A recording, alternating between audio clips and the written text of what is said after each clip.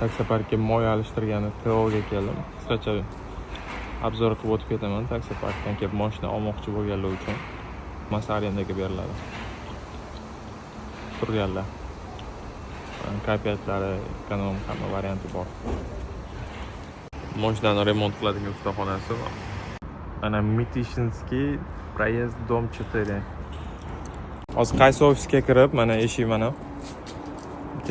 Bu ofisga borib, ichkariga kirib, o'sha yerda dokumentlarni to'ldirib, anketalarni to'ldirib, bemalol mashina oformlaydi qilib olsanglar bo'ladi.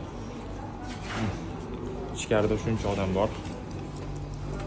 Bemalol ichkariga kirib olsanglar bo'ladi. Mana bunaqa anketa to'ldirasizlar. Ism, familiya, hamma tug'ilgan saninglarni yozasizlar. Pasport danliklaringizni, NIOS, nomer, INNlarni, elektron pochtanglarni hammasini yozasizlar. Sudimiz bo'lgansizlarmi, yo'qmi? Shularni hammasini to'ldirib anketani qizlarga berasizlar. Bir qizlar sizlarga akkaunt ochib beradi Yandexdan.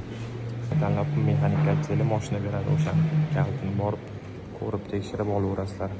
Ko'chada bor hamma mashinalar. Men hozir bitta mashinani arendaga olishdi o'sha.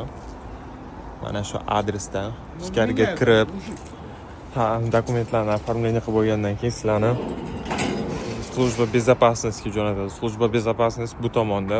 Bu yoqda o'zi remont qiladigan joyi. Mashinalarni remont qilib berishadi. Remontga ham предварительный запись bilan kelasiz aytilgan vaqtga. Buncha etajga chiqasiz. O'sha yerda служба безопасностьdan o'tasiz. Pasportingizni, dokumentlaringizni tekshiradi. Registratsiya original bo'lishi shart emas. Bor bo'lsa bo'ldi. Pravingizni tekshiradi, shtraflaringiz bo'lmasa bo'ldi. Mashina berishaveradi, farqi yo'q.